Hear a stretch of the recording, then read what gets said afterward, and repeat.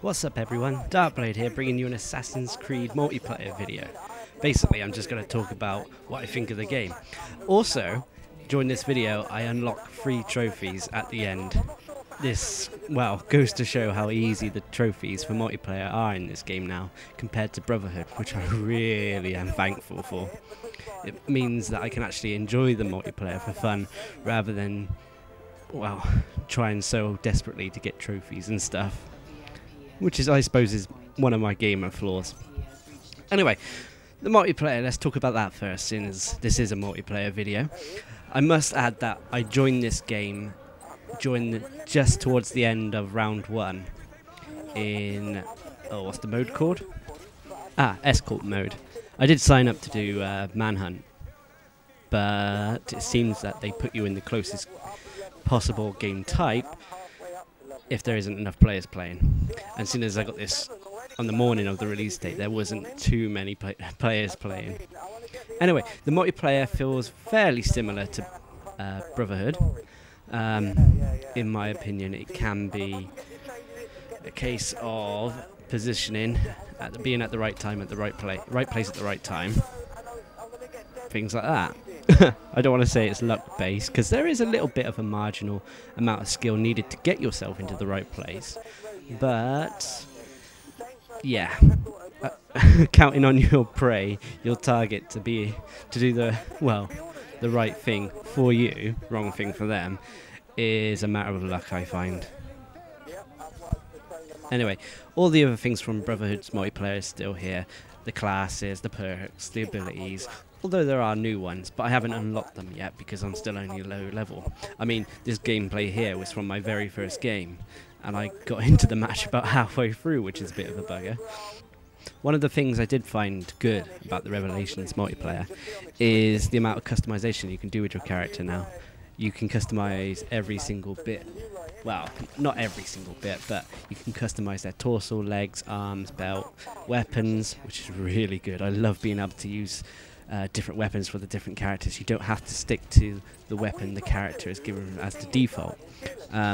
For example, I got the Templar character.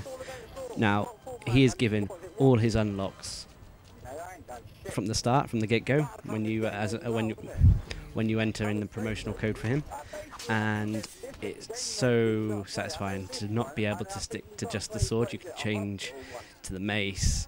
Well, actually, I think he just uses swords and maces, but the other characters can use daggers, spears, swords, maces, axes, so on and so forth, which I find really good. One of the big improvements I think they've done with the multiplayer in Revelations is they've added so many more game types, which is really good. My favourite is Corruption, I find, but I might be a majority there. Corruption is basically 2 people start as the corrupted, and they have to kill and corrupt the other people, thus bringing them to the corrupted side. It's kind of like a game I used to play as a kid. This all being said, there are bad sides to the multiplayer. I mean, I personally find you can play it sneakily, which will give you the high points if you do manage to pull off your stuff and that, but a lot of people don't actually let you do that. I mean, they just end up running around all over the place, and then you have to run around all over the place trying to get them, and it just turns into a big sort of like bleh fest. Anyway, that's just a very brief overview of the multiplayer and what's changed and hasn't changed.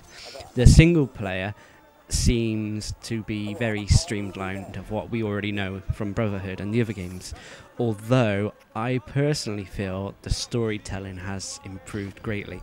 I haven't completed the story yet. I'm very far into it though.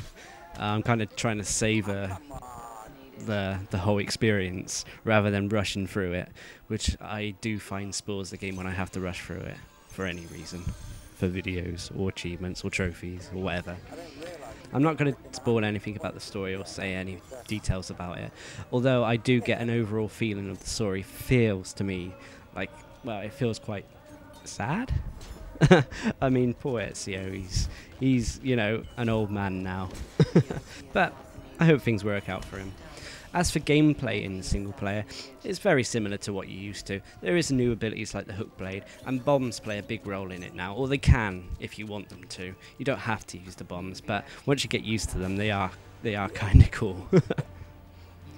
Anyway, looks like we won the match, and if you see here, I unlock 3 trophies. Achiever, which is to complete a challenge. That's fairly easy.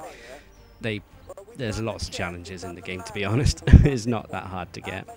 The next trophy I unlock is There Is No I in Team, which is to win a team-based game. These are, you know, well, they're relatively easy. You just sign into a game and hope you're on the winning side. The last one is Tactician, which is to score 2,505, which in time you can do, no problem. Anyway, this has been Darkblade, showing you a bit of Assassin's Creed Revelations. It's good.